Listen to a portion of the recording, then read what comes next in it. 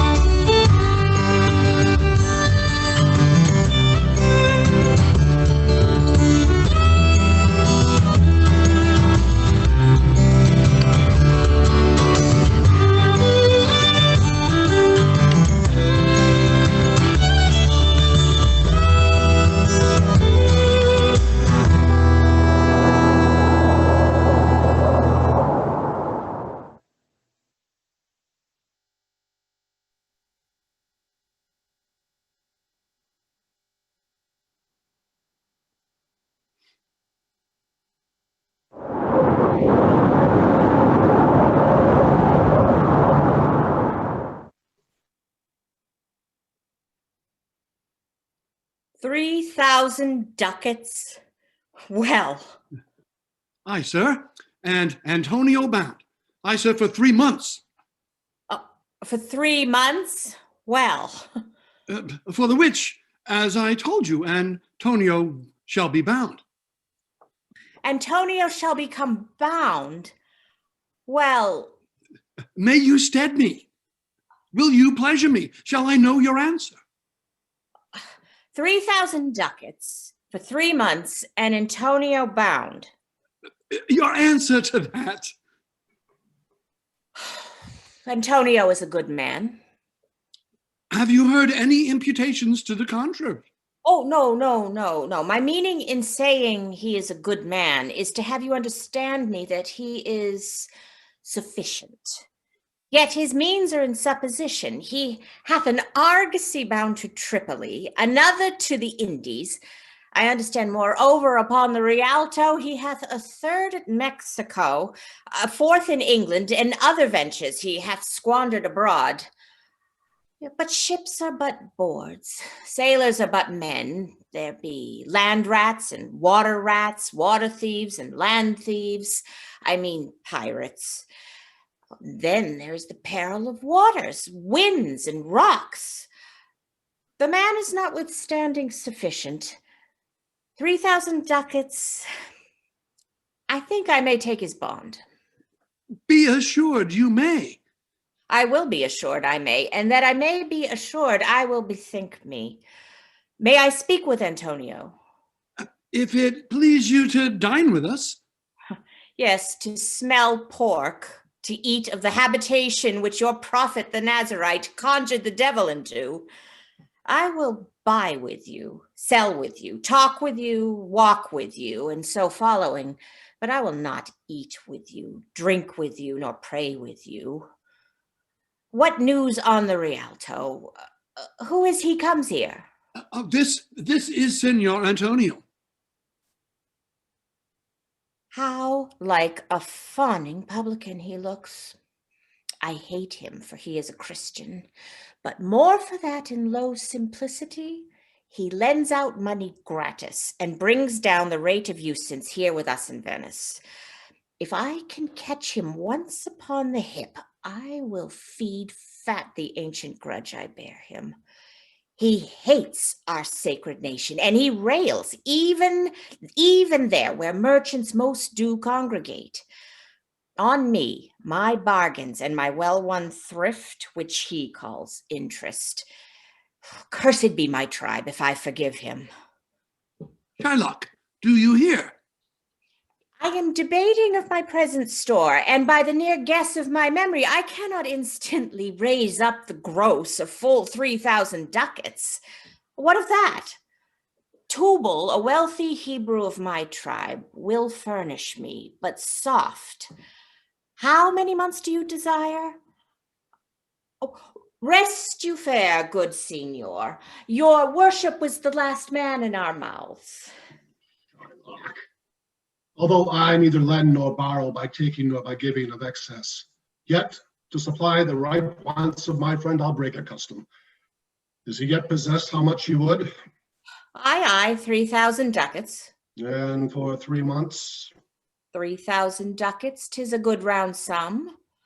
3 months from 12, then let me see the rate. Well, Shylock, shall we be beholding to you? Signor Antonio, many a time and oft in the Rialto, you have rated me about my monies and my usances. Still have I borne it with a patient shrug, for sufferance is the badge of all our tribe. You call me misbeliever, cutthroat dog, and spit upon my Jewish gabardine, and all for use of that which is mine own. Well then, it now appears you need my help. Go to then. You come to me and you say, Shylock, we would have monies. You say so, you that did spit upon me. You that did spurn me Spurn me as a stranger cur over your threshold. Money's is your suit. What should I say to you? Should I not say, hath a dog money? Is it possible a cur could lend 3,000 ducats? Or should I bend low and in a bondman's key with bated breath and whispered humbleness say this, fair sir, you spit upon me on Wednesday last. You scorned me on such a day. Another time you called me dog, and for these courtesies I'll lend you thus much moneys. I am like so as to call thee again, and to spit upon thee again, and to spurn thee too. If thou wilt lend this money, lend it not as to thy friends. For when did friendship take a breed of barren metal for its friend? But lend it rather as thine enemy, who if he breaks, thou mayest with better face exact the penalty. Why, look you how you storm. I would be friends with you, and have your love. Forget the shames that you have stained me with, supply your present wants, and take no doit of usance for my moneys, and you'll not hear me. This is kind I offer. This were kindness. This kindness will I show. Go with me to a notary, seal me there your single bond, and in a merry sport, if you repay me not on such a day, in such a place, such sum or sums as are expressed in the condition, let the forfeit be nominated for an equal pound of your fair flesh, to be cut off and taken in what part of your body pleaseth me. To faith, I'll seal to such a bond, and say that there is much kindness in the Jew. You shall not seal to such a bond for me. I'd rather dwell in my necessity. Fear not, man, I will not forfeit it. Within these 2 months, that's a month before this bond expires, I do expect a return of thrice times the value of this bond. Oh, Father Abram, what these Christians are, whose own hard dealings teaches them suspect the thoughts of others. Pray you, tell me this. If he should break his day, what should I gain by the exaction of the forfeiture? A pound of man's flesh taken from a man is not so estimable, profitable neither as flesh of mutton, beets, or goats. I say, to buy his favor, I extend this friendship. If he will take it, so. If not, adieu. And for my love, I pray you, wrong me not. Yes, Shylock, I shall seal unto this bond.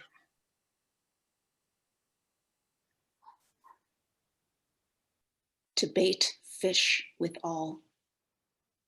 If it will feed nothing else, it will feed my revenge.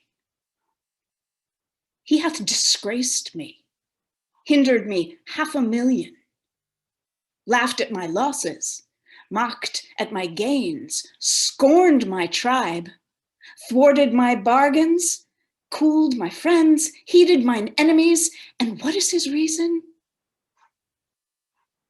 I am a Jew. Hath not a Jew eyes? Hath not a Jew hands, organs, dimensions, senses, affections, passions? Fed with the same food, hurt with the same weapons, subject to the same diseases, healed by the same means, warmed and cooled by the same summer and winters as a Christian is? If you prick us, do we not bleed? If you tickle us, do we not laugh? If you poison us, do we not die? And if you wrong us, shall we not revenge?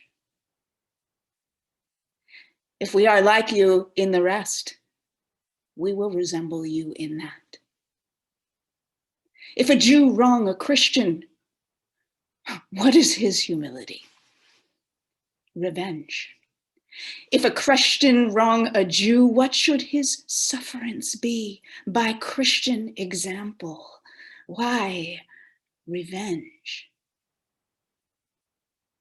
The villainy you teach me, I will execute.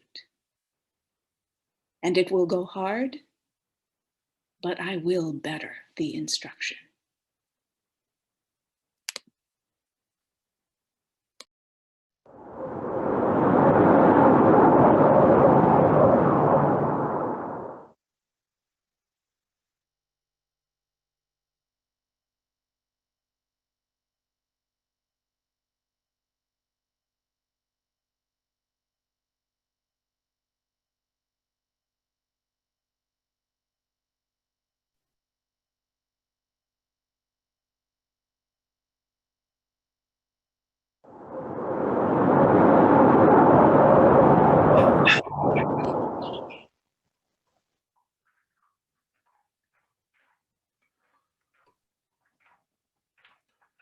Good day, my lord.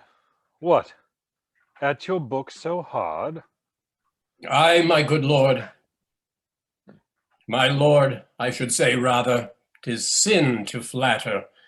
Good was little better.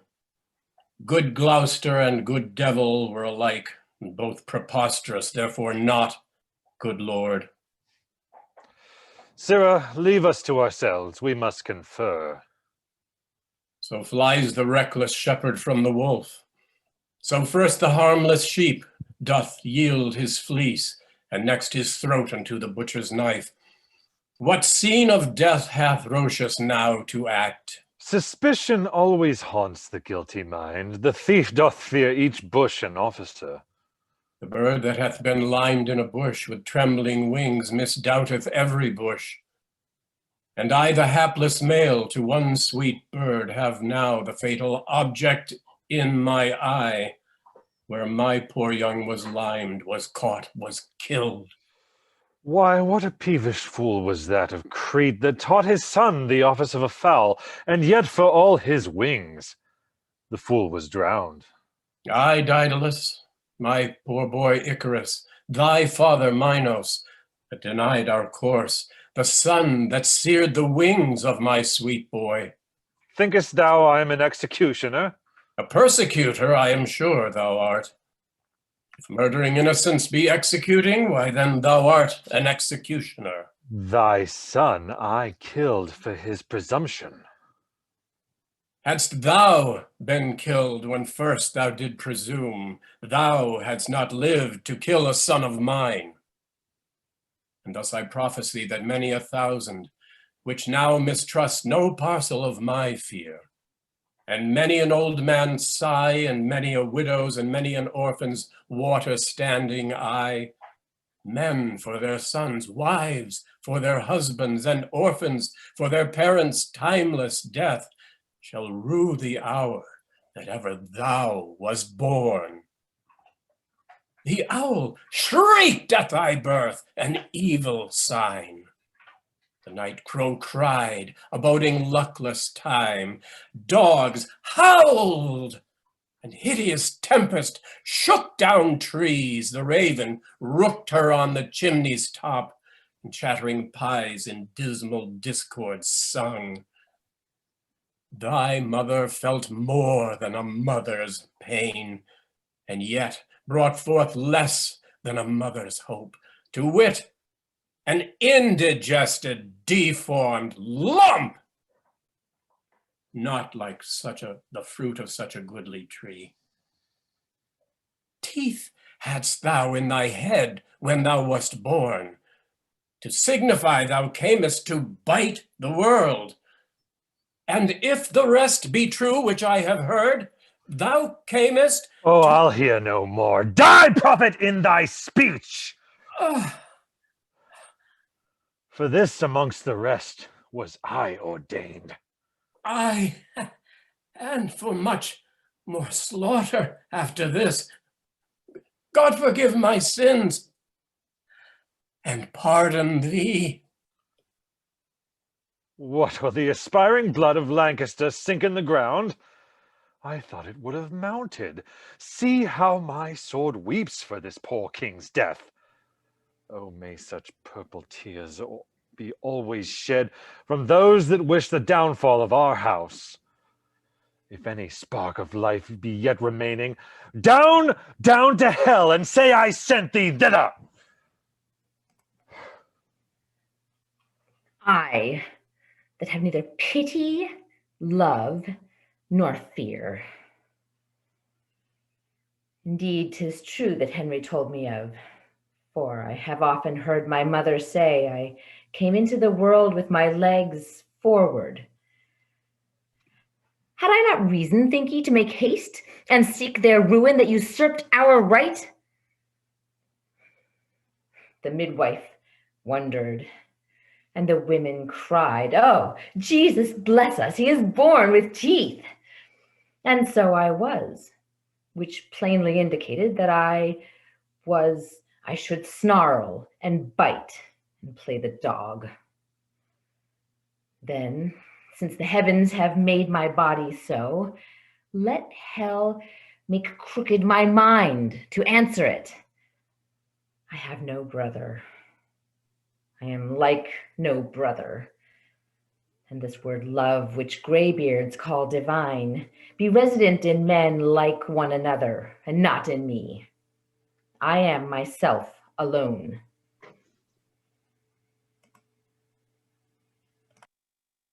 So do I wish the crown, being so far off. And so I chide the means that keeps me from it. And so I say, I'll cut the causes off, flattering me with impossibilities. My eyes too quick, my heart o'erweens too much, unless my hand and strength could equal them. Well, say there is no kingdom then for Richard. What other pleasure can the world afford? I'll make my heaven in a lady's lap, and deck my body in gray ornaments, and witch sweet ladies with my words and looks. Oh, miserable thought!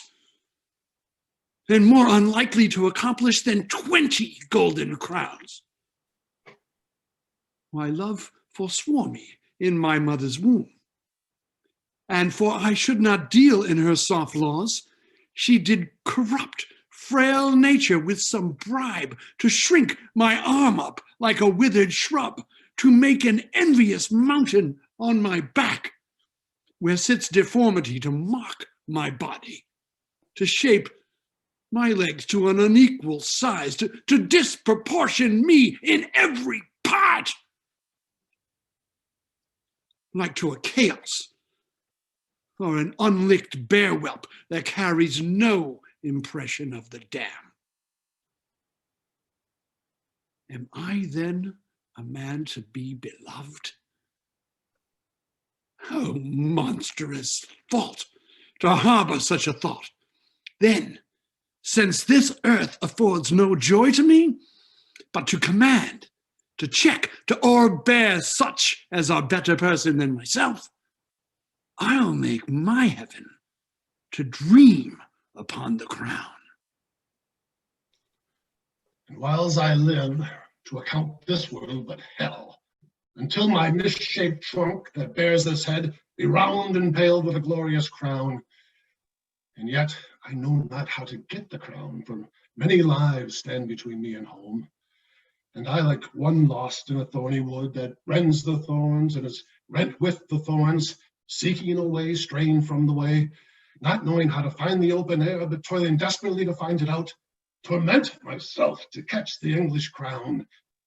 And from that torment I will free myself, or hew my way out with a bloody axe. Why, I can smile and murder while I smile, and cry content to that which grieves my heart, and wet my cheeks with artificial tears, and frame my face to all occasions. I'll drown more sailors than the mermaid shall. I'll slay more gazers than the basilisk. I'll play the orator as well as Nestor, deceive more slyly than Ulysses could, and like a Sinon take another Troy. I can add colors to the chameleon, change shapes with Proteus for advantages, and set the murderous Machiavel to school. Can I do this and cannot get a crown? That were it farther off, I'll pluck it down. And if I fail in my deep intent, Clarence hath not another day to live, which done, God take King Edward to his mercy, and leave the world for me to bustle in. For then I'll marry Warwick's youngest daughter. Oh, what though I killed her husband and her father? The readiest way to make the wench amends is to become her husband and her father. The which will I, not all so much for love, as for another secret close intent, by marrying her which I must reach into.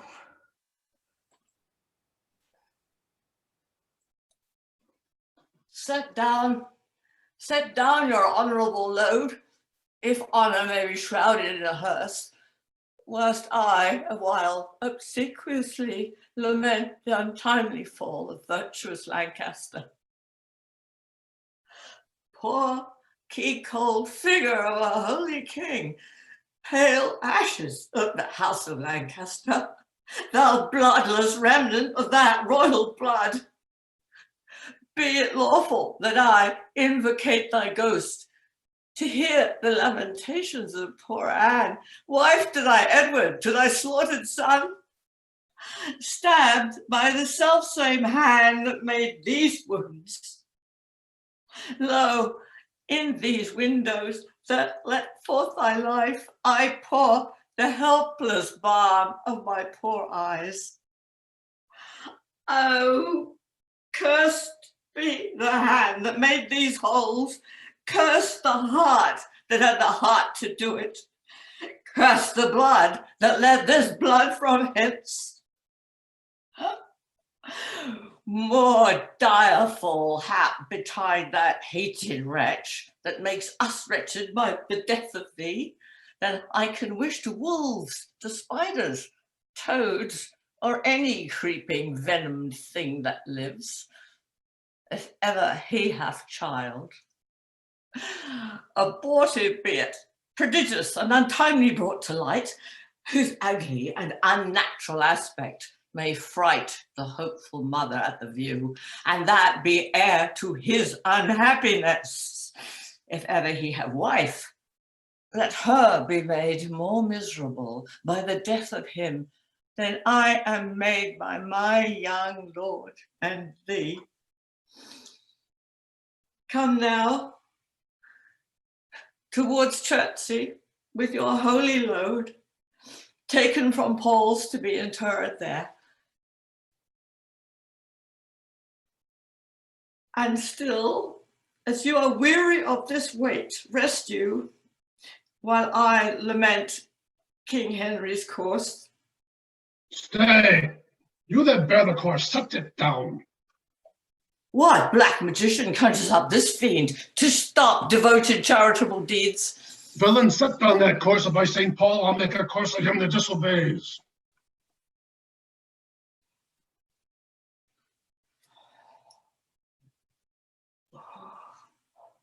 Unmarried dog, stand thou when I command. Advance thy helmet higher than my breast, or by St. Paul, I'll strike thee to my foot and spurn thee, beggar, for thy boldness.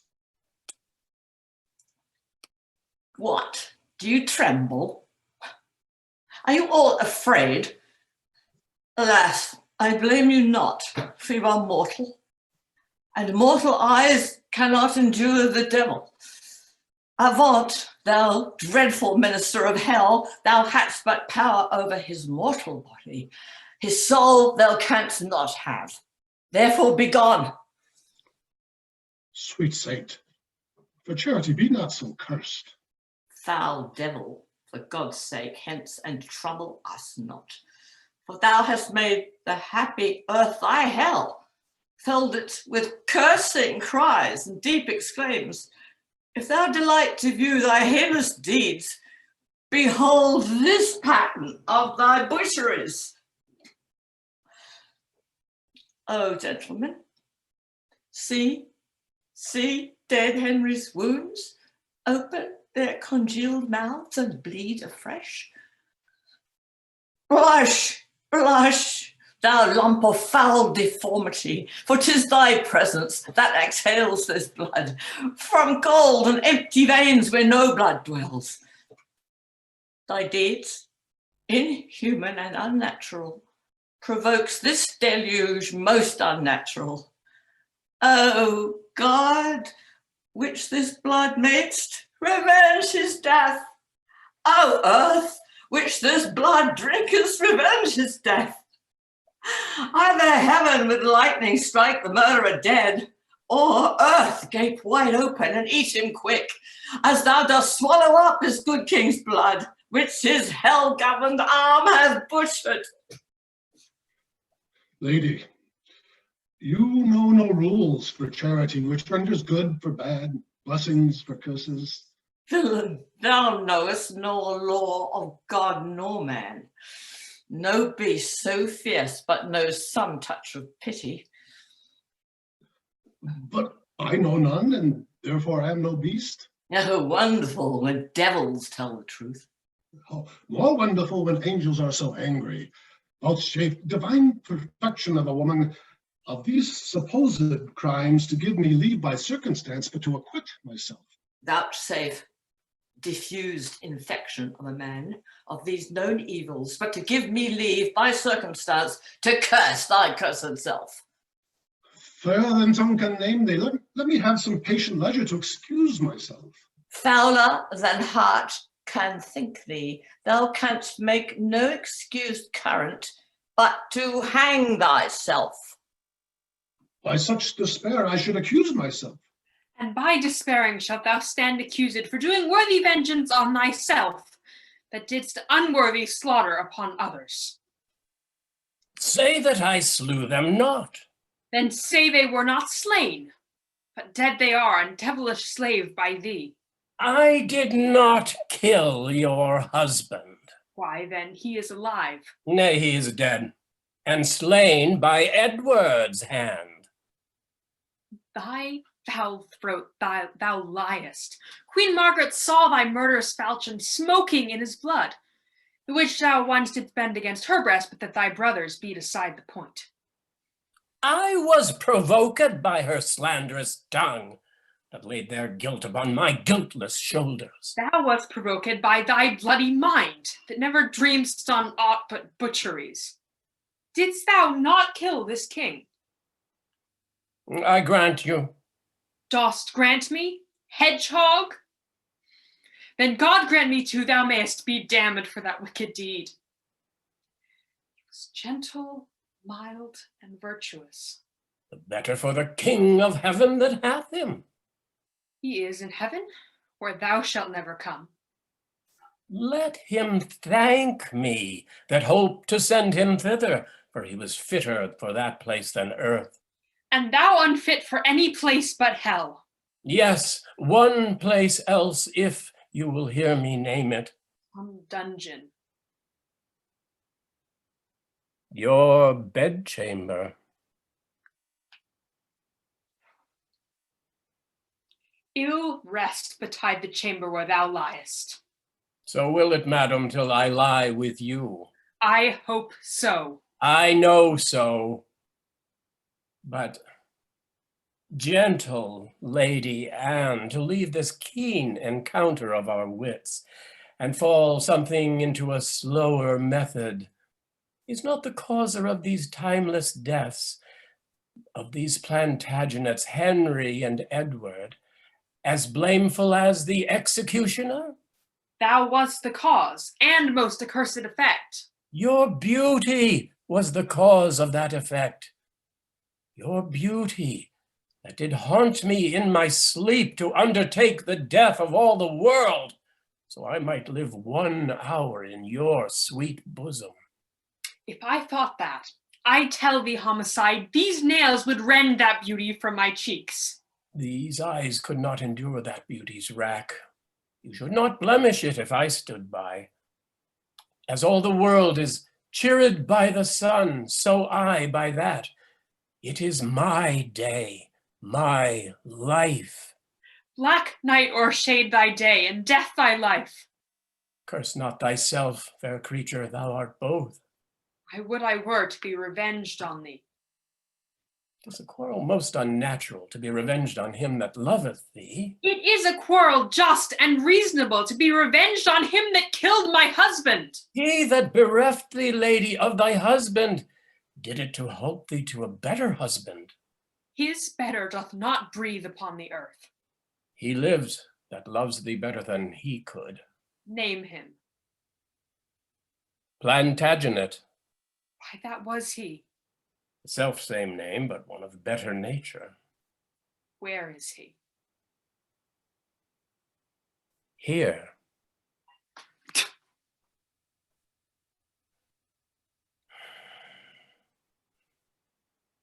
Why dost thou spit at me?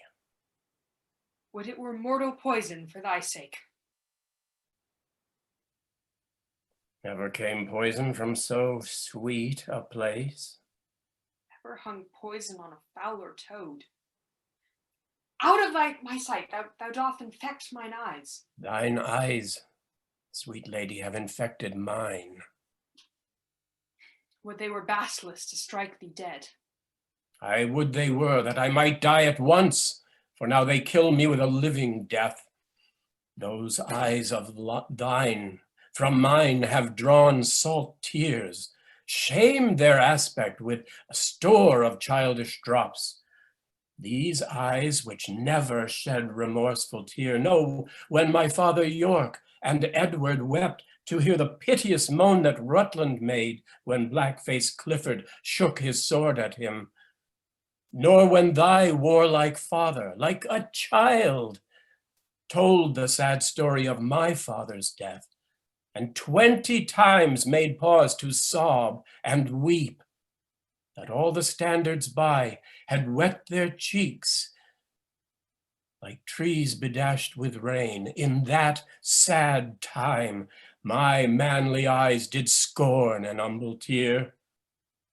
What these sorrows could not thence exhale, thy beauty hath and made them blind with weeping. I never sued to friend nor enemy. My tongue could never learn sweet, smoothing word. But now thy beauty is proposed my fee. My proud heart sues and prompts my tongue to speak. Teach not thy lips such scorn, for it was made for kissing, lady, not for such contempt. Thy revengeful heart cannot forgive. Lo, here, I lend thee this sharp-pointed sword, which if thou please to hide in this true breast, and let the soul forth that adoreth thee, I lay it naked to the deadly stroke, and humbly bet the death upon my knee. Nay, do not pause, for I did kill King Henry, but 'twas thy beauty that provoked me. Nay, now dispatch. 'Twas I that stabbed young Edward, but 'twas thy heavenly face that set me on. Take up the sword again, or take up me.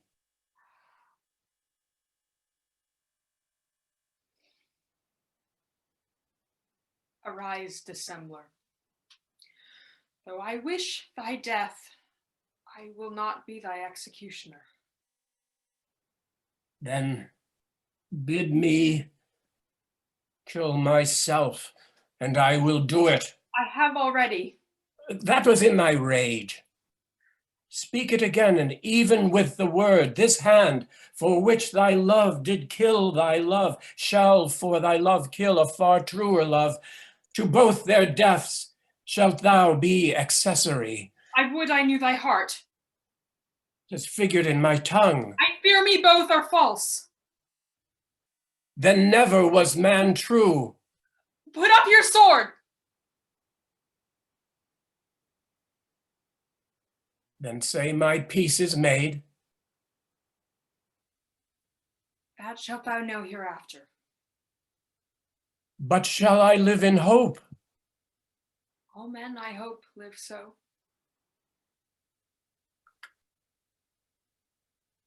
Vouchsafe to wear this ring. To take is not to give.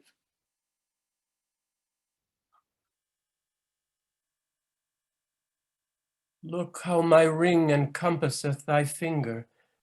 Even so thy breast encloseth my poor heart. Wear both of them, for both of them are thine. And if thy poor devoted servant may beg but one favor at thy gracious hand, thou dost confirm his happiness forever. What is it? That it may please you leave these sad designs to him that hath most cause to be a mourner, and presently repair to Crosby House, where after I have solemnly interred at Chertsey Monastery this noble king, and wet his grave with my repentant tears, I will with all expedient duty see you. For divers unknown reasons, I beseech you, grant me this boon. With all my heart. And much it joys me too to see you are become so penitent. Trestle and Berkeley, go along with me. Bid me farewell. 'Tis more than you deserve. But since you teach me how to flatter you, imagine I have said farewell already.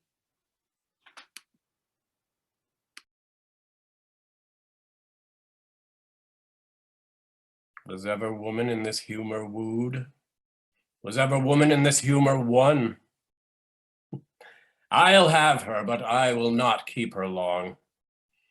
What, I that killed her husband and his father, to take her in her heart's extremest hate, with curses in her mouth, tears in her eyes, the bleeding witness of my hatred, by having God her conscience and these bars against me, and I no friends to back my suit at all, but the plain devil and dissembling looks.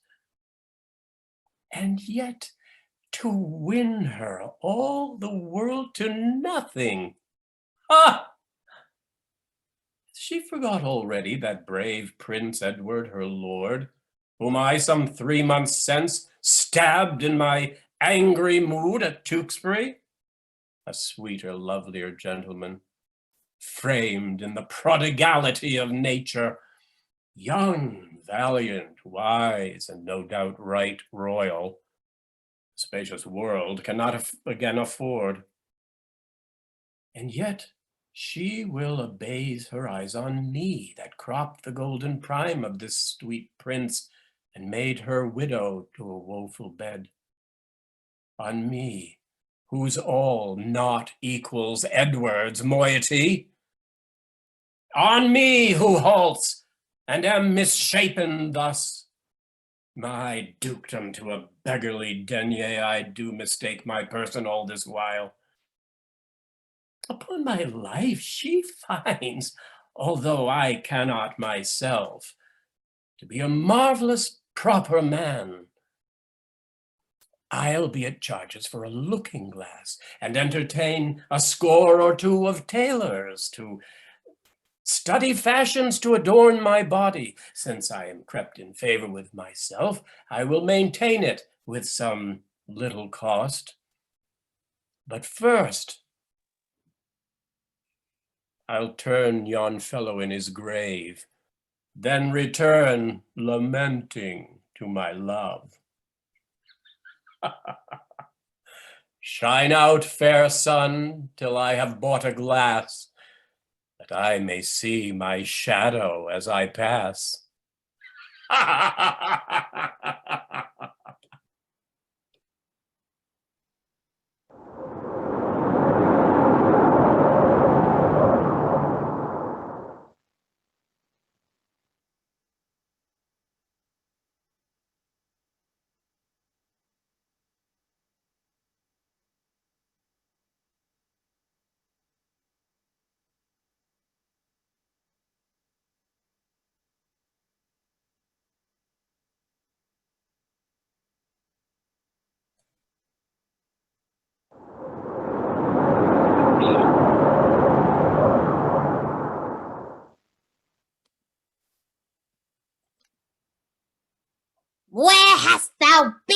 sister.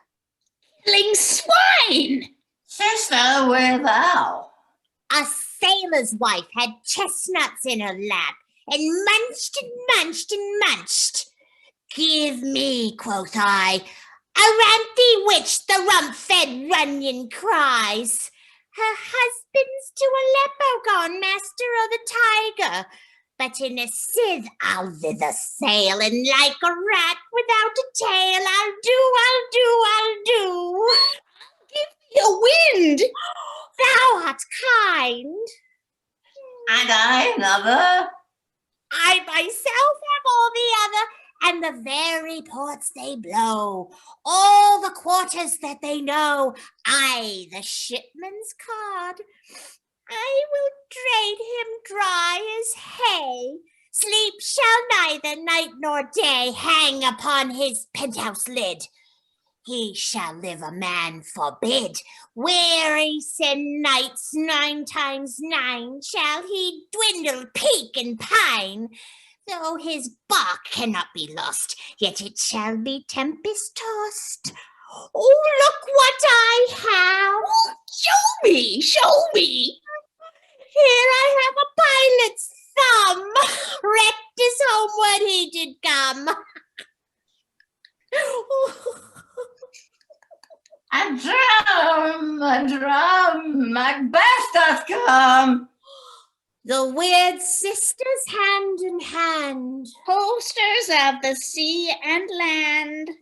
That's to go about.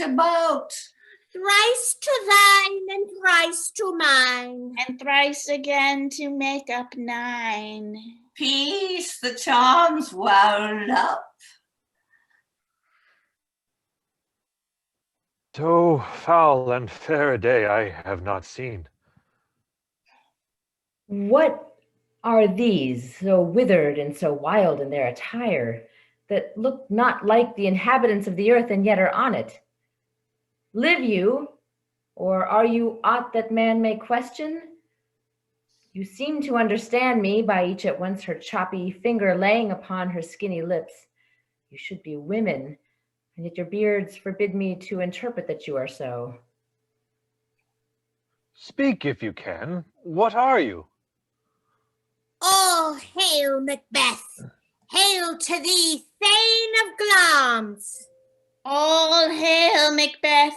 Hail to thee, Thane of Cawdor! Oh, hail, Macbeth, thou shalt be king hereafter. Good sir, why do you start and seem to fear things that sound so fair? In the name of truth, are ye fantastical, or that indeed which outwardly ye show?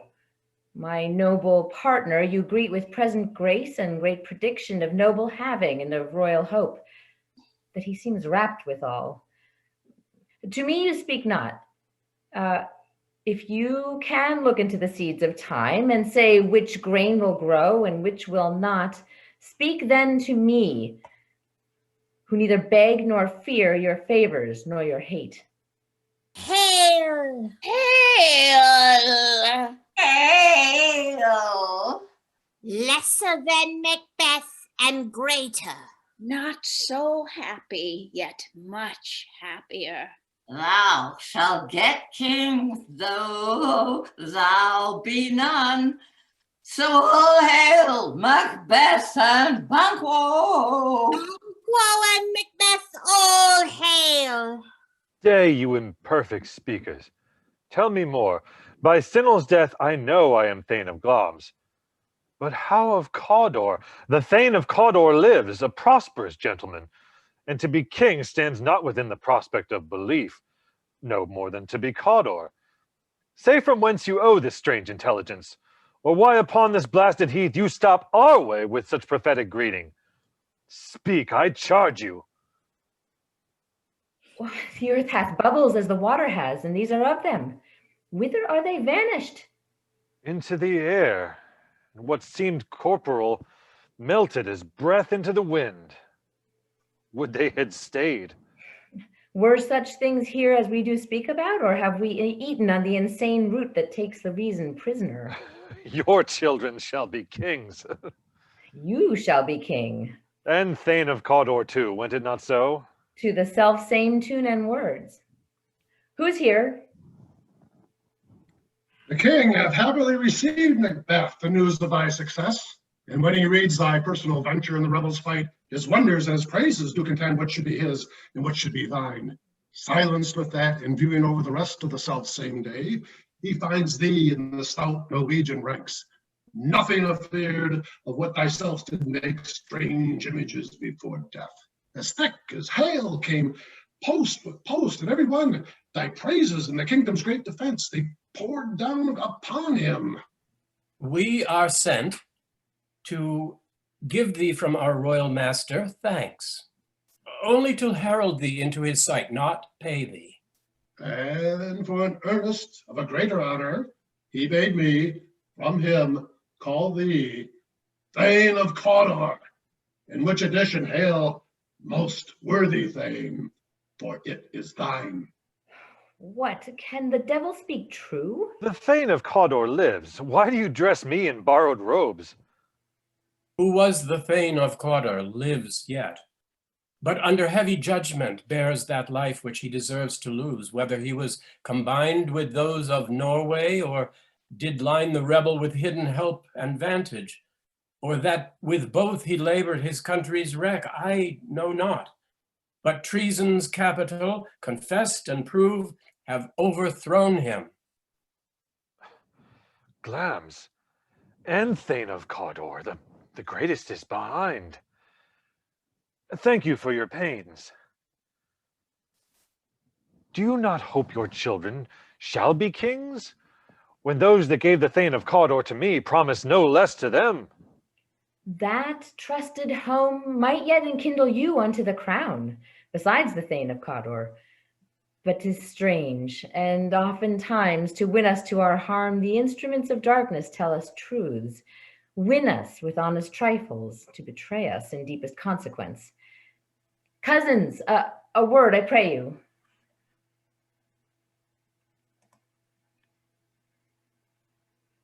Two truths are told, as happy prologues to the swelling act of the imperial theme. I thank you, gentlemen. This supernatural soliciting cannot be good, cannot be ill. If ill, why hath it given me earnest of success commencing in a truth? I am Thane of Cawdor. If good, why do I yield to that suggestion whose horrid image doth unfix my hair and make my seated heart knock at my ribs against the use of nature? Present fears are less than horrible imaginings. My thought, whose murder is yet fantastical, shakes so my single state of man that function is smothered in surmise, and nothing is but what it is not.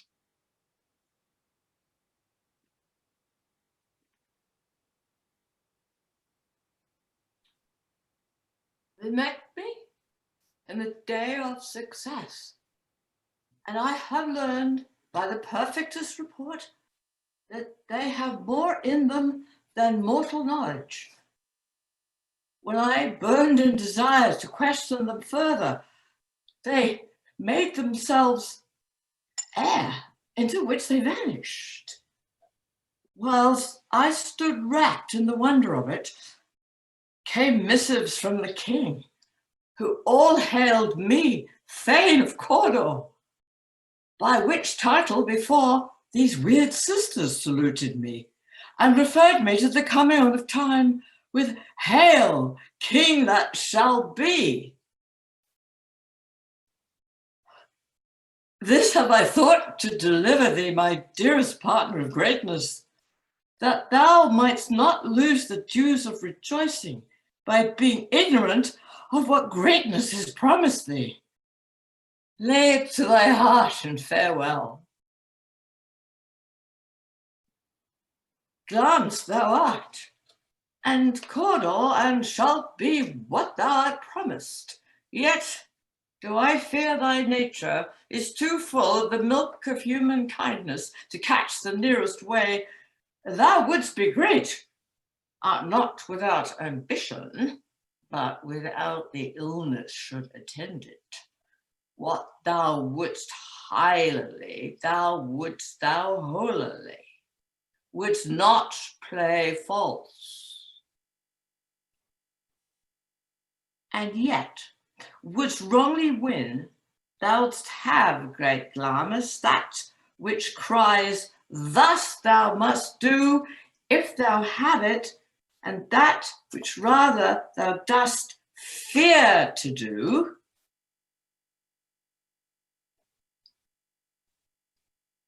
then wishes should be undone.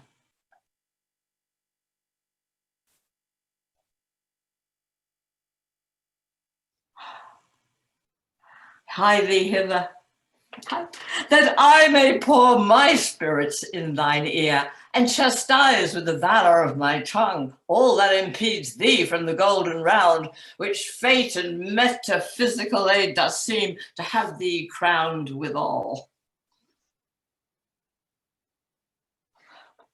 What are your tidings? The king comes here tonight.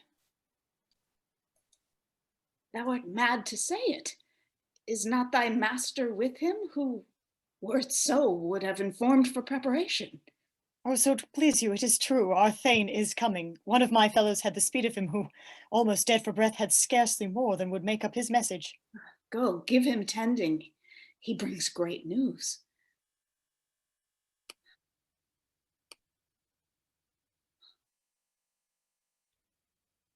The raven himself is hoarse, that croaks the fatal entrance of Duncan under my battlements. Come, you spirits that tend on mortal thoughts, unsex me here, and fill me from the crown to the toe, top full of direst cruelty. Make thick my blood, and stop up the access and passage to remorse, that no compunctious visitings of nature shake my fell purpose, nor keep peace between the effect and it. Come to my woman's breasts, and take my milk for gall, you murdering ministers, wherever you may be in your sightless substances, waiting on nature's mischief.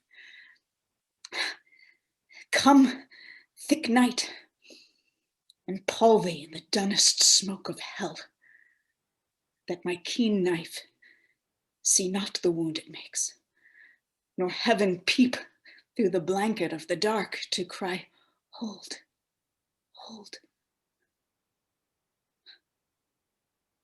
Great Glums, worthy Cawdor, greater than both by the all hail hereafter, your letters have transported me beyond this ignorant present, and I feel now the future in the instant. My dearest love, Duncan comes here tonight. And when goes hence? Tomorrow, as he proposes. Oh. Never shall sun that morrow see. Your face, my Thane, is as a book where men may read strange matters. To beguile the time, look like the time. Bear welcome in your eye, your hand, your tongue. Look like the innocent flower, but be the serpent under it. He that's coming must be taken care of, and you shall put this night's great business into my dispatch, which shall, for all our nights and days to come, give solely sovereign sway and masterdom. We will speak further. Only look up clear. To alter favor ever is to fear. Leave all the rest to me.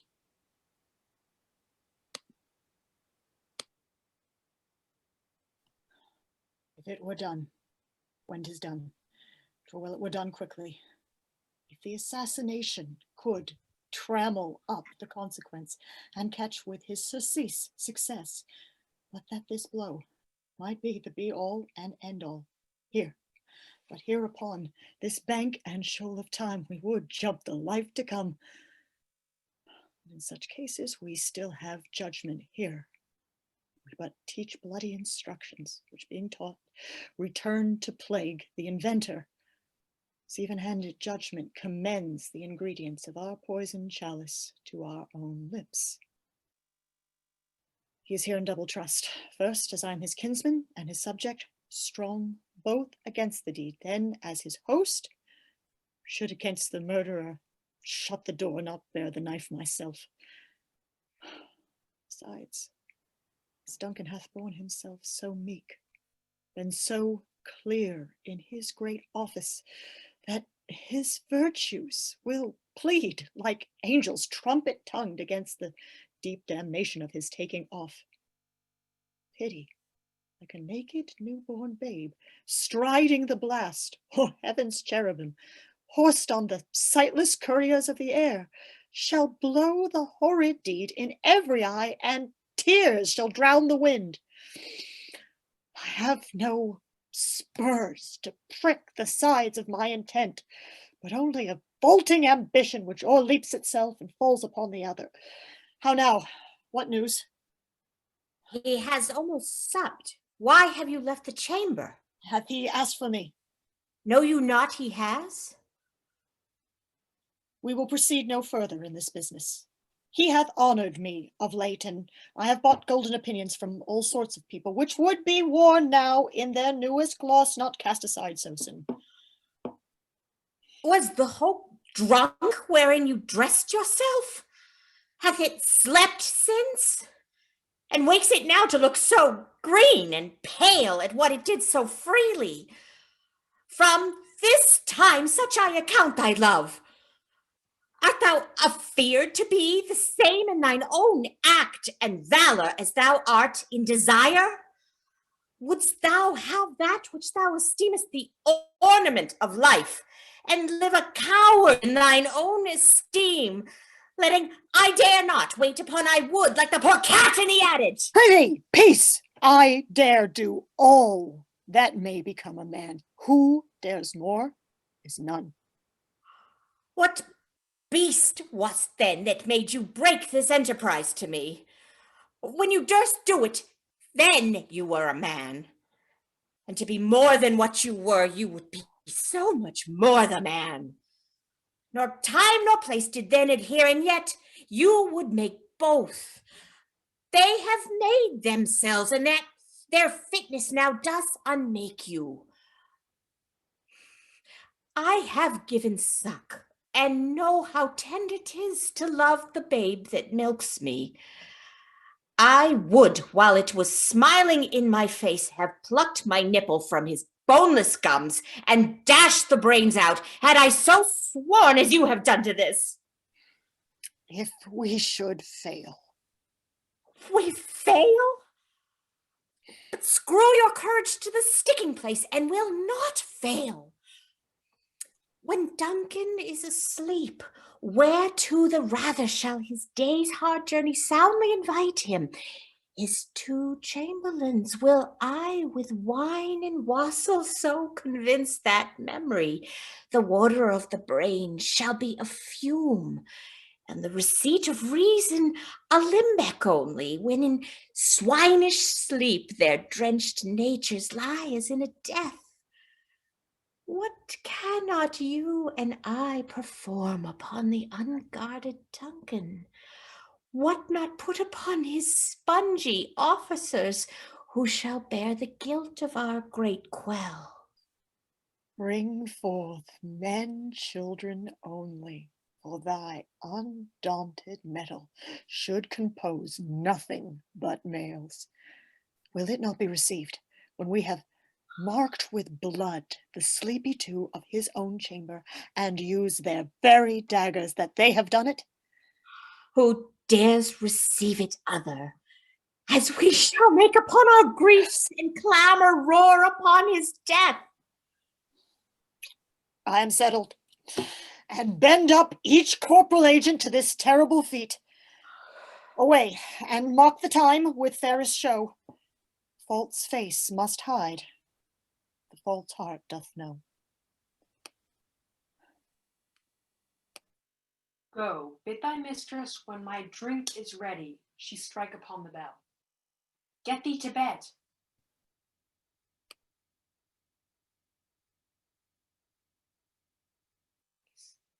Is this the dagger which I see before me? Handle toward my hand. Come, let me clutch thee. I have thee not, and yet I see thee still. Art thou not, fatal vision, sensible to feeling as to sight? Art thou but a dagger of the mind, a false creation proceeding from the heat oppressed brain? I see thee still, on thy blade, and I see thee yet, form as palpable as this which now I draw. Thou marshalest me the way I was going, and such an instrument I was to use. Mine eyes are made the fool of the other senses, or else worth all the rest. I see thee still, and on thy blade and dudgeon gouts of blood, which was not so before. There's no such thing. It is the bloody business which informs thus to my mind. Now o'er the one-half world nature seems dead. Wicked dreams abuse the curtained sleep. Witchcraft celebrates pale Hecate's offerings, and withered murder alarmed by a sentinel, the wolf, whose howls his watch, thus with his stealthy pace, with Tarquin's ravishing strides towards his design, moves like a ghost. Thou sure and firm set earth, hear not my steps, which way they walk, for fear the very stones prate of my whereabouts. Take the present horror from the time which now suits with it. Whilst I threat, he lives. Word to the heat of deeds too cold breath gives.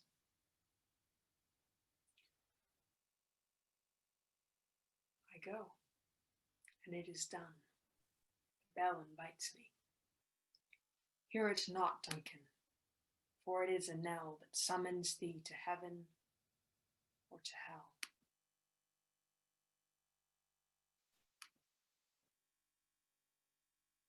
That which hath made them drunk hath made me bold. What hath quenched them hath given me fire. Hark! Peace. 'Twas the owl that shrieked, the fatal bellman, which gives the sternest good night. He is about it. Doors are open, the surfeited grooms do mock their charge with snores. I have drugged their possets, that death and nature do contend about them, whether they live or die. Who's there? What ho? Alack, I'm afraid they have awakened, and 'tis not done. The attempt and not the deed confounds us. Hark! I laid the daggers ready, he could not miss 'em. Had he not resembled my father as he slept, I had done't. My husband? I have done the deed. Didst thou not hear me? I heard the owl scream and the crickets cry. Did not you speak? When? Now. As I descended? Aye. There's one did laugh in his sleep, and one cried murder, but I stood and heard them, but they did address themselves to sleep. Hark. Who lies in the second chamber? Donalbain. This is a sorry sight. A foolish thought to say a sorry sight. In the chamber there's one did laugh in his sleep, and one cried murder, that they did wake the other. I stood and heard them. They did say their prayers and address them again to sleep. There are two lodged together. One cried, God bless us, amen the other, as they had seen me with these hangman's hands. listening to their fear, I could not say amen when they did say, God bless us. Consider it not so deeply. But wherefore could I not pronounce amen? I had most need of blessing, and amen stuck in my throat. These deeds must not be thought after these ways, so it will make us mad.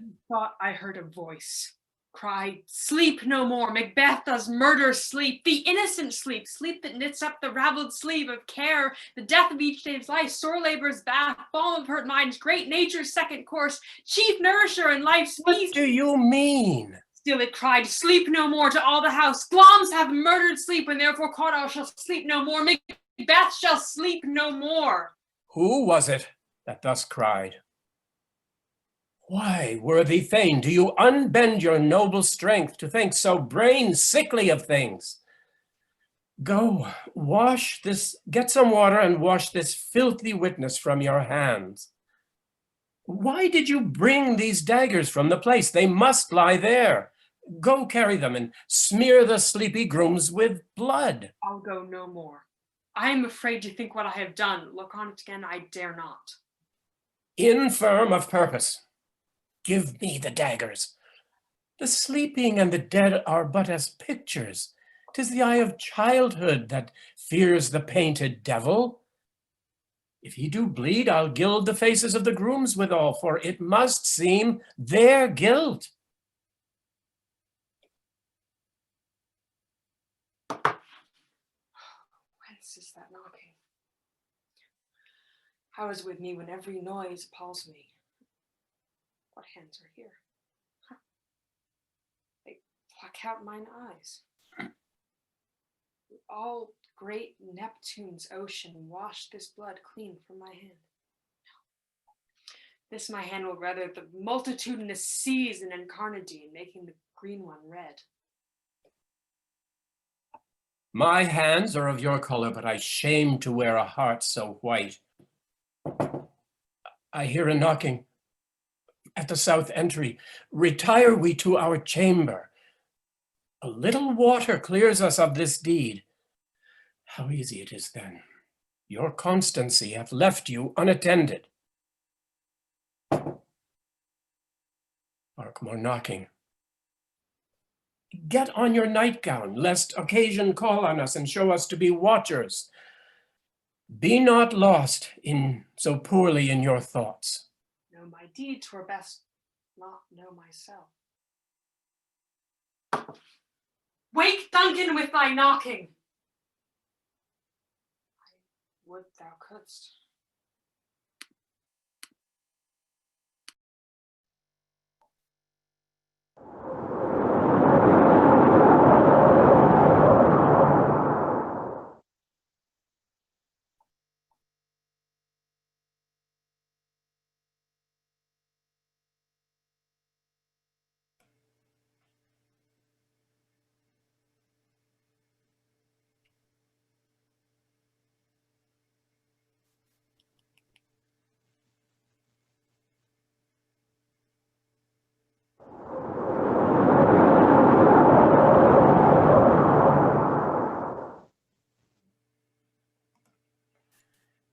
Good Signor Leonato, you are come to meet your trouble.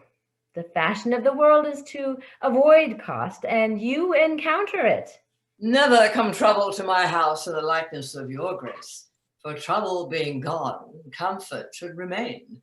But when you depart from me, sorrow abides, and happiness takes its leave. You embrace your charge too willingly. I think this is your daughter. Her mother hath many times told me so. Were you in doubt, sir, that you asked of her? Signor Benedict, no, for then were you a child. You have it full, Benedict. We may guess by this what you are, being a man. Truly, the lady fathers herself. Be happy, lady, for you are like an honorable father. If Signor Leonato be not her father, she would not have his head on her shoulder for all of Messina, as like him as she is. I wonder that you will still be talking, Signor Benedict. Nobody marks you. What, my dear Lady Disdain, are you yet living? Is it possible disdain should die while she hath such meet food to feed it as Signor Benedick? Courtesy itself must convert to disdain if you come in her presence. Oh, that is courtesy a turncoat, for it is certain I am loved of all women, only yourself excepting. And I would that I had not a hard heart, for truly I love none. A dear happiness to women, they would else have been troubled with a pernicious suitor. I thank God and my cold blood I am of your humor for that. I had rather hear my dog bark at a crow than a man swear he loves me. God keep your ladyship still in that mind, so that some gentleman or other shall escape a predestinate scratched face. Scratching could not make it worse, and 'twere such a face as yours were. Oh, you are a rare parrot teacher. A bird of my tongue is better than a beast of yours. But I would my horse had the speed of your tongue, and so good a continuer, but keep your way in God's name, I've done. You always end with a jade's trick. I know you of old. That is the sum of all, Leonardo. Signor Claudio and Signor Benedick, my dear friend Leonardo, hath invited you all. I tell him we shall stay here at the least a month, and he heartily prays that some occasion may detain us longer. I dare swear he is no hypocrite, but prays from his heart. Please it, your grace, lead on. Your hand, Leonardo. We will go together.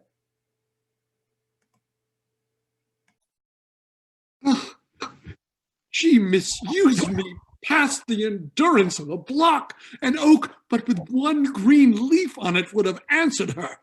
My very visor began to assume life and scold with her.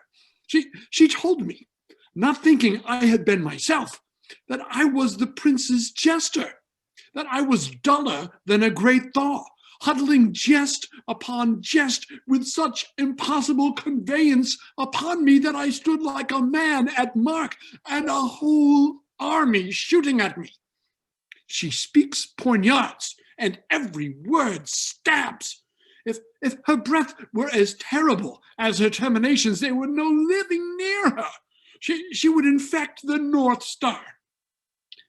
I would not marry her, though she were endowed with all that Adam bad left him before he transgressed.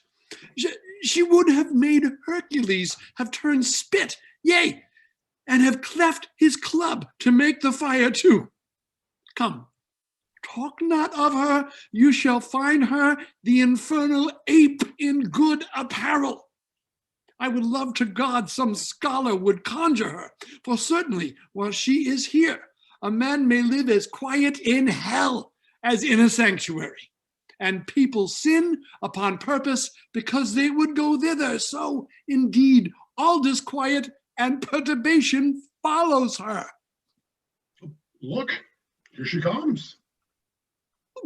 Will your grace command me any service to the world's end? I will go on the slightest errand now to the antipodes that you can devise to send me on. I will fetch you a tooth picker now from the furthest inch of Asia, bring you the length of Prester John's foot, fetch you a hair from the great Cham's beard, do you any embassage to the pygmies, rather than hold 3 words conference with this harpy. Have you no employment for me? None, but to desire your good company. Oh God, sir, here's a dish I love not. I cannot endure my lady's tongue. Come, lady, come, you have lost the heart of Signor Benedick. Indeed, my lord, he lent it me a while, and I gave him use for it, a double heart for his single one. Marry, once before he won it of me with false dice. Therefore, your grace may well say I have lost it. You have put him down, lady, you have put him down. So I would not he should do me, my lord, lest I should prove the mother of fools. I have brought Count Claudio, whom you sent me to seek. Why, how now, Count? Wherefore are you sad? Not sad, my lord. How then, sick? Neither, my lord.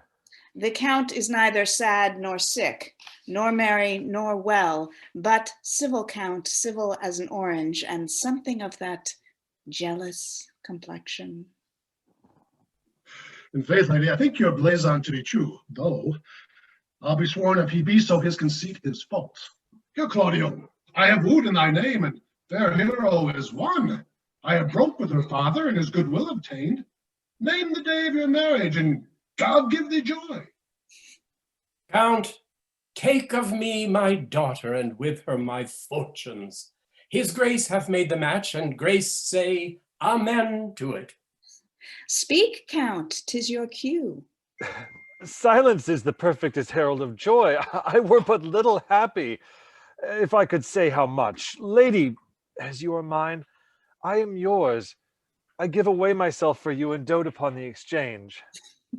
Speak, cousin, or if you cannot, stop his mouth with a kiss, and let not him speak neither. In faith, lady, you have a merry heart. Yea, my lord, I thank it, poor fool. It keeps on the windy side of care. My cousin tells him in his ear that he is in her heart. And so she doth, cousin. Good Lord for alliance, thus goes everyone to the world, but I, and I am sunburned. I may sit in a corner and cry hey-ho for a husband. Beatrice, I will get you one. Ooh, I would rather have one of your father's getting. Hath your grace now a brother like you? Your father got excellent husbands, if a maid could come by them. Will you have me, lady? Oh, no, my lord, unless I might have another for working days. Your grace is too costly to wear every day, but I beseech your grace pardon me. I was born to speak all mirth and no matter. Your silence most offends me. And to be merry best becomes you, for out of the question, you were born in a merry hour. No, sure, my lord, my mother cried. But then there was a star danced, and under that was I born. Cousins, God give you joy. Niece, will you look to those things I told you of? I cry you mercy, uncle, by your grace's pardon. By my troth, a pleasant spirited lady. There's little of the melancholy element in her, my lord. She's never sad but when she sleeps, and not ever sad then, for I have heard my daughter say she hath often dreamed of unhappiness and waked herself with laughing. She cannot endure to hear tell of a husband. Oh, by no means. She mocks all her wooers out of suit. She were an excellent wife for Benedict.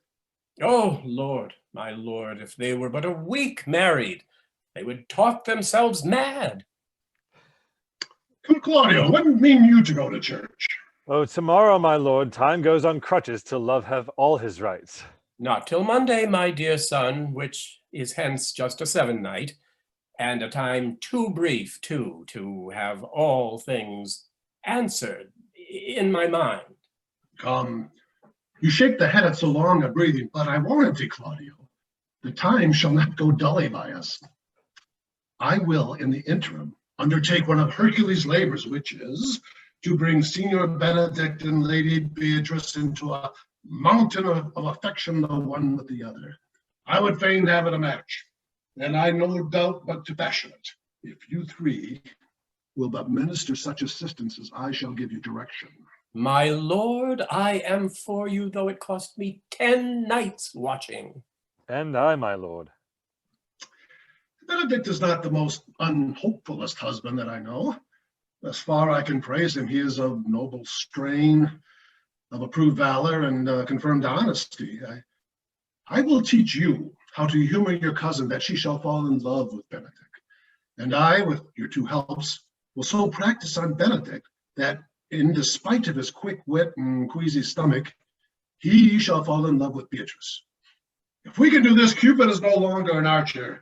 His glory shall be ours, for we shall be the only love gods. Go with me, and I will tell you of my drift.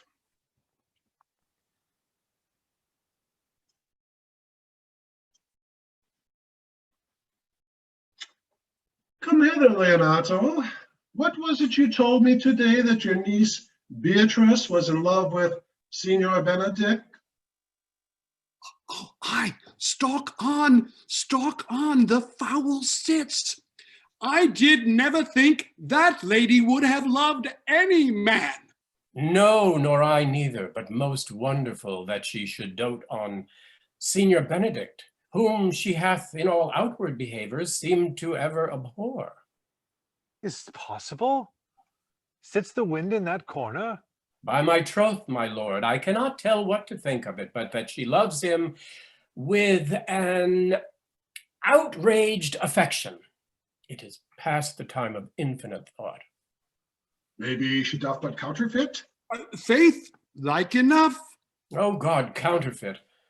There was never counterfeit of passion came so near the life of passion as she discovers it. Why, what effects of passion shows she? Bait the hook well, this fish will bite. What effects, my lord? She will sit you, you heard my daughter tell you how. She did indeed. Well, how? How, pray you, you amaze me. I would have thought her spirit had been invincible against all assaults of affection. I would have sworn it had, my lord, especially against Benedict. I should think this a gull, but the white-bearded fellow speaks it. Knavery can not sure hide himself in such reverence. He hath ta'en the infection, hold it up. Hath she made her affection known to Benedict? No, and swears she never will. That is her torment. 'Tis true, indeed, so your daughter says. Shall I, says she, have oft encountered him with scorn, write to him that I love him?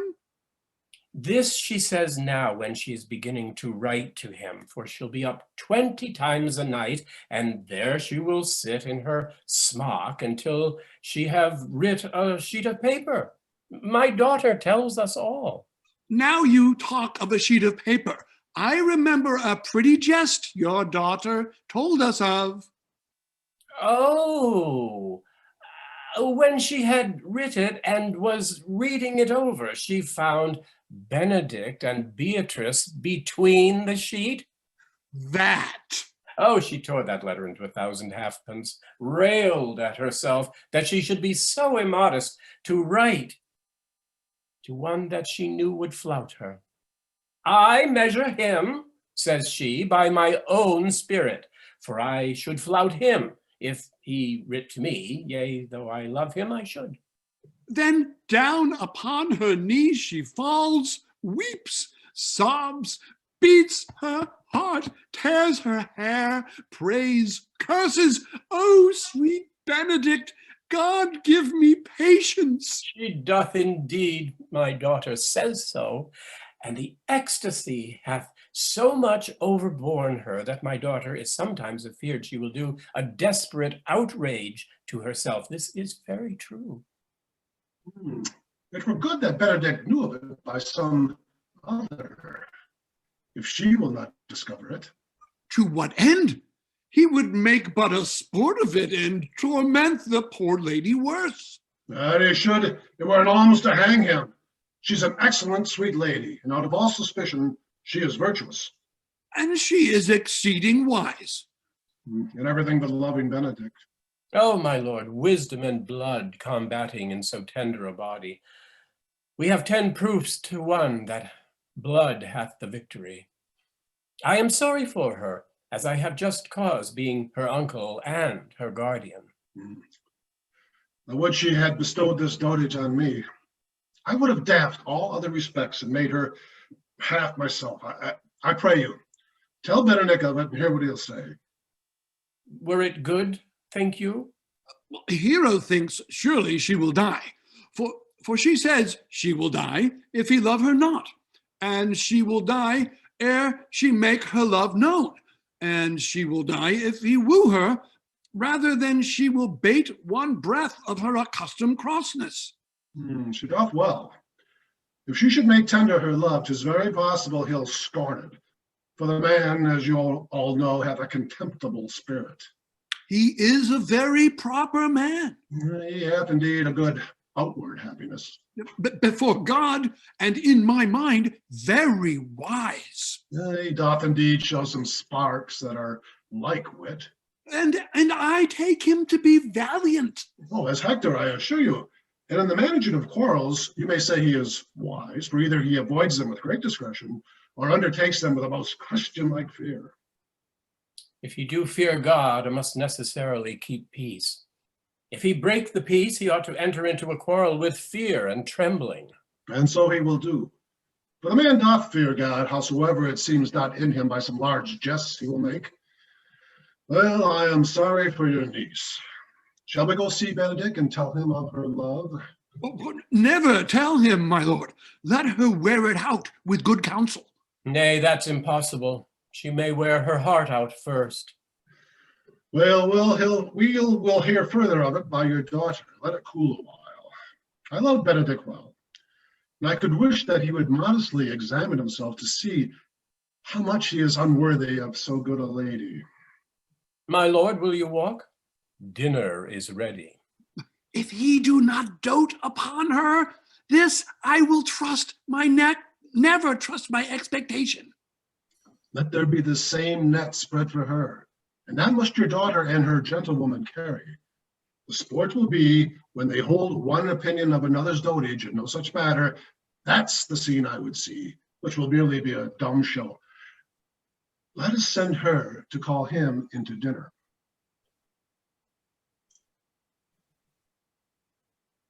This can be no trick. That conference was sadly born. They have the truth of this from Hero. They seem to pity the lady. It seems her affections have their full bent. Love me? Why, it must be requited. I hear how I am censured. They say I will bear myself proudly if I perceive the love come from her. They say, too, that she will rather die than give any sign of affection. I did never think to marry. I must not seem proud. Happy are they that hear their detractions and can put them to mending. They say the lady is fair. 'Tis a truth, I can bear them witness. And virtuous, 'tis so, I cannot reprove it. And wise, but for loving me. By my troth, it is no addition to her wit, nor no great argument of her folly, for I will be horribly in love with her. I may chance to have some odd quirks and remnants of wit broken upon me, but because I have railed so long against marriage. But doth not the appetite alter? A man loves the meat in his youth that he cannot endure in his age. Shall quips and sentences from these paper bullets of the brain awe a man from the career of his humor? No, the world must be peopled. When I said I would die a bachelor, I did not think I should live till I were married. Oh, here comes Beatrice. By this day, she is a fair lady. Oh, I do spy some marks of love in her.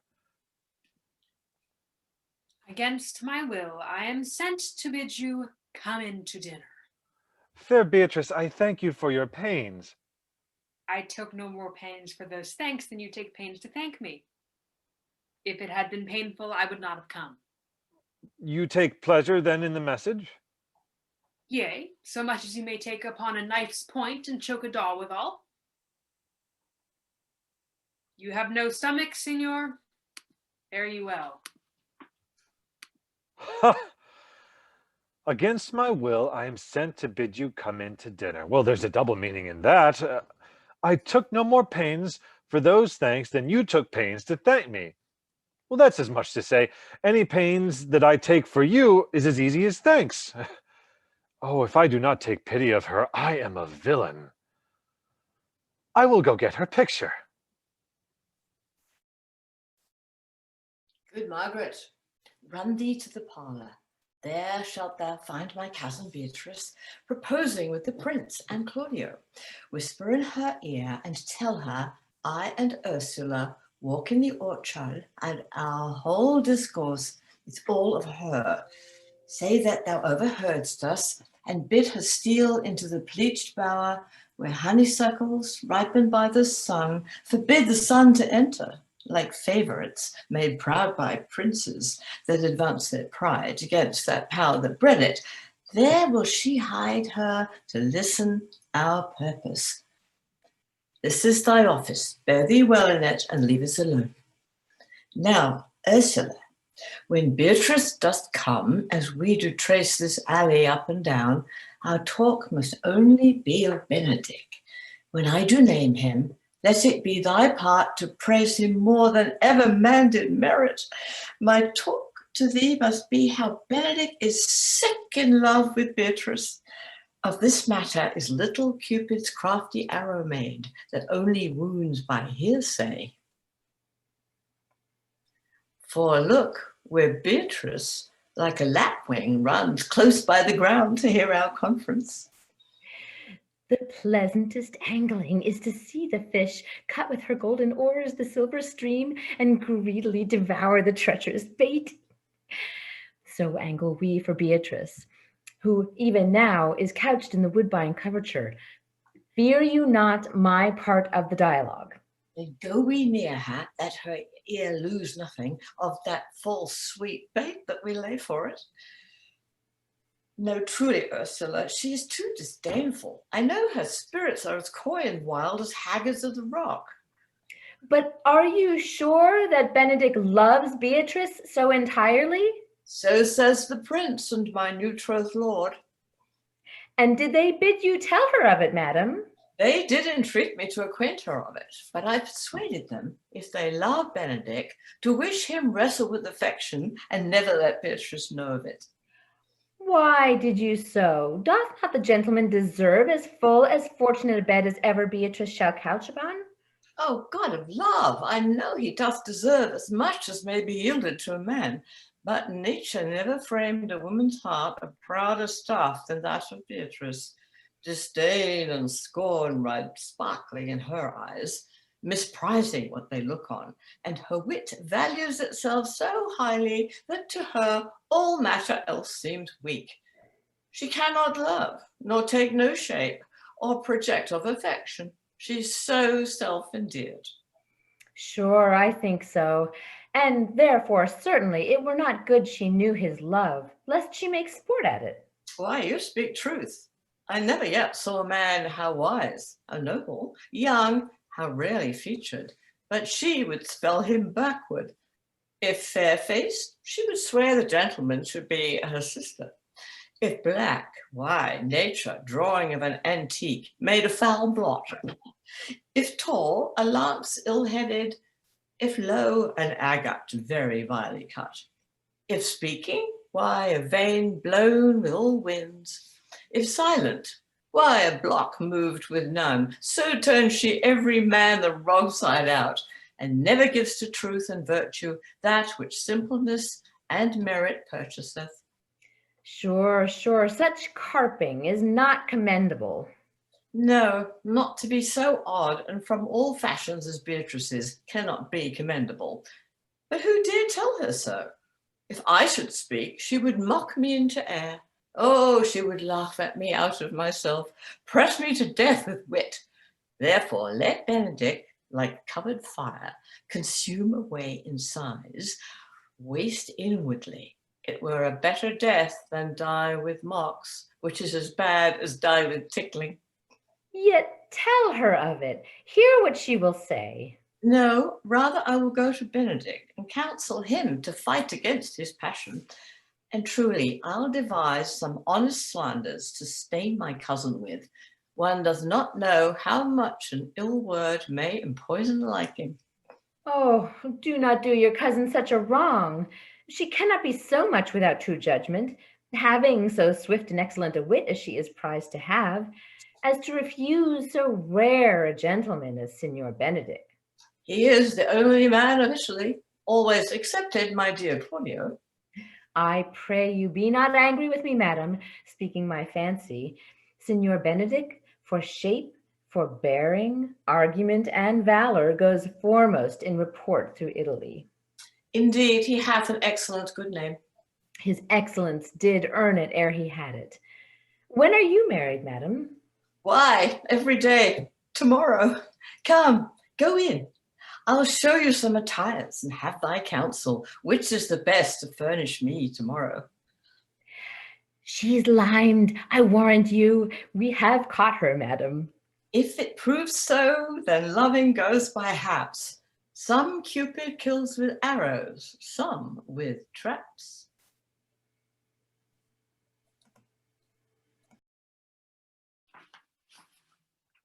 What fire is in mine ears? Can this be true?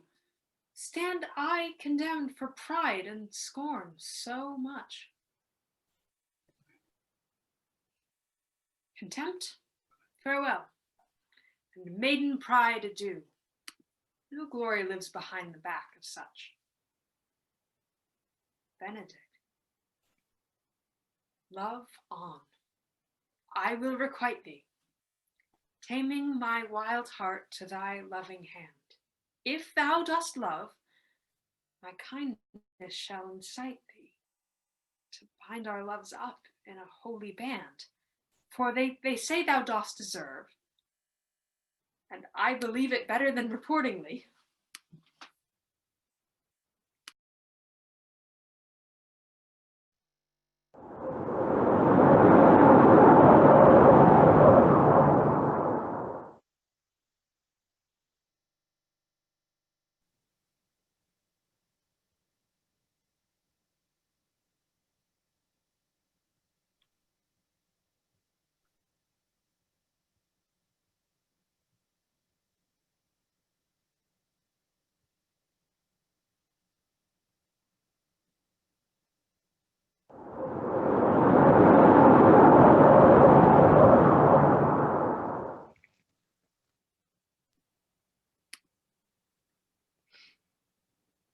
Lady Beatrice, have you wept all this while? Yea, and I will weep a while longer. I will not desire that.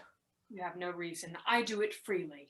Surely I do believe your fair cousin is wronged. Huh. How much the man might deserve of me that would right her.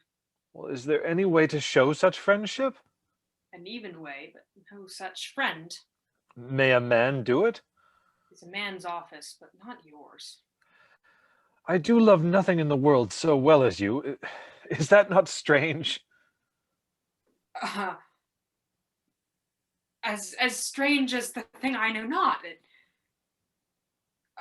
It were as possible for me to say I love nothing in the world so well as you, but believe me not, and yet I lie not.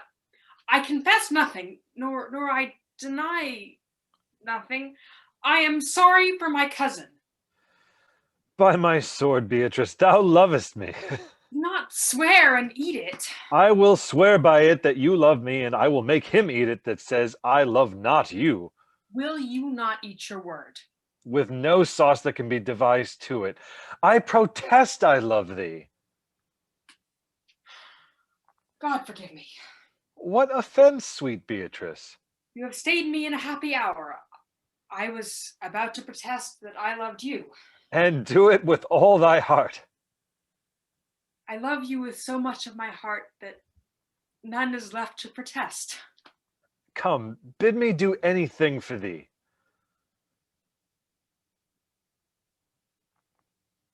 Kill Claudio. Not for the wide world. You kill me to deny it.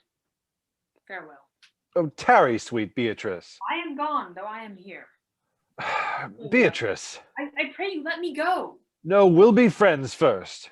You dare easier be friends with me than fight with mine enemies. Is Claudio thine enemy? Is he not approved the height of villain that hath slandered, scorned, dishonored my kinswoman? Oh, that I were a man, what bear her in hand until they come to take hands, and then with public accusation, uncovered slander, unmitigated rancor. Oh, God, that I were a man.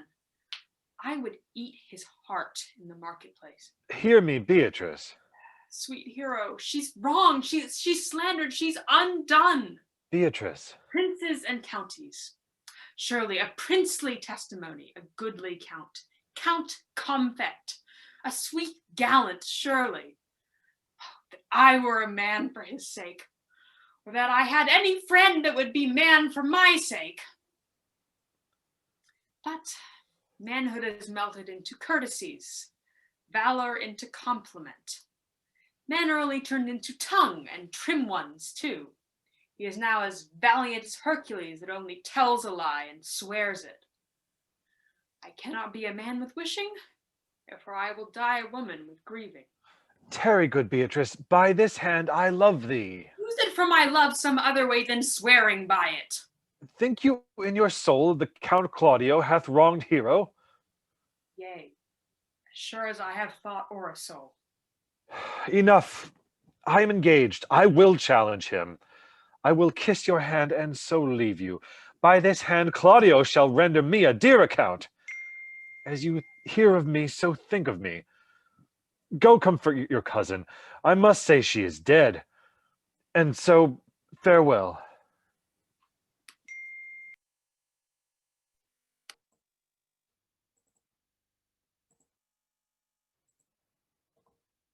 The god of love that sits above and knows me and knows me.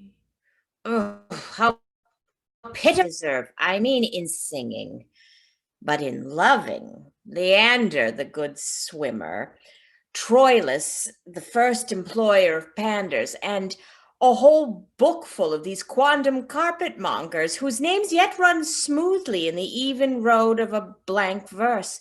Why, they were never so truly turned over and over as my poor self in love. Marry, I cannot show it in rhyme. I have tried. I can find out no rhyme to lady but baby, an innocent rhyme. For scorn, horn, a hard rhyme. For school, fool, a babbling rhyme. Very ominous endings. No, I was not born under a rhyming planet, nor I cannot woo in festival terms. Sweet Beatrice, wouldst thou come when I called thee? Yea, Signor, and depart when you bid me. Oh, stay but till then. Then is spoken. Fare you well now, and yet, ere I go, let me go with that I came, which is, with knowing what hath passed between you and Claudio. Only foul words, and thereupon I will kiss thee. Ah, foul words is but foul wind, and foul wind is but foul breath, and foul breath is noisome. Therefore I will depart unkissed. Thou hast frightened the word out of his right sense, so forcible is thy wit. But I must tell you thee plainly, Claudio undergoes my challenge, and either I must shortly hear from him, or I will subscribe him a coward. And pray thee now, tell me, for which of my bad parts didst thou first fall in love with me? For them all together, which maintained so politic a state of evil that they will not admit any good part to intermingle with them. But for which of my good parts did you first suffer love for me? Suffer love, a good epithet. I do suffer love indeed, for I love thee against my will. In spite of your heart, I think. Alas, poor heart, if you spite it for my sake, I will spite it for yours, for I will never love that which my friend hates. Thou and I are too wise to woo peaceably.